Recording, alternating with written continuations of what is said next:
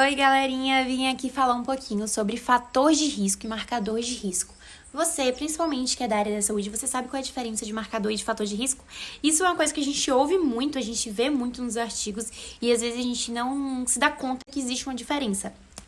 Vou aqui simplificar bem rapidinho e depois vou deixar o link da postagem lá do Pensa dessa semana, aliás, de hoje, né, porque são 3 postagens por semana, de hoje, sobre essa diferença. O marcador de risco, vou falar em linguagem bem simples, é algo que indica que o paciente tem mais probabilidade de ter algum desfecho, por exemplo, uma doença.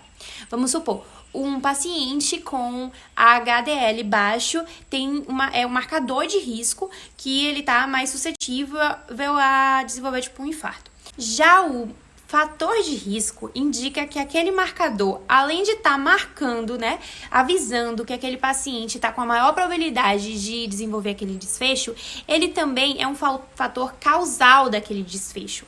Por exemplo, um paciente que tem um LDL alto, não HDL, um LDL alto, além de estar indicando que aquele paciente tem uma maior probabilidade de desenvolver um infarto no futuro, ele também é um causador do infarto, porque um LDL alto, nas artérias, com o tempo ele vai se acumulando, né, nesses vasos e tal, e pode gerar uma doença aterosclerótica, que é um dos fatores causais do infarto.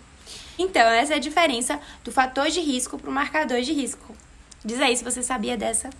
E para você que não entendeu por que uma paciente com HDL baixo é apenas um marcador de risco e não um fator de risco, simplesmente é porque os últimos estudos têm mostrado que quando a gente aumenta o HDL, não diminui o risco de infarto. Ou seja, ele não contempla um dos critérios de Rios, que são os critérios de causalidade. Tem alguns critérios e um dos mais importantes é o critério de reversibilidade, que diz que quando a gente diminui ou retira aquele fator de risco, o desfecho também precisa diminuir. Ou seja, pelo HDL, foi descoberto que quando a gente aumentava o HDL dos pacientes, eles não diminuíam os infartos. Então, por isso, a gente não considera que o HDL é um fator causal, mas sim um marcador de alerta para uma maior probabilidade do paciente ter um infarto.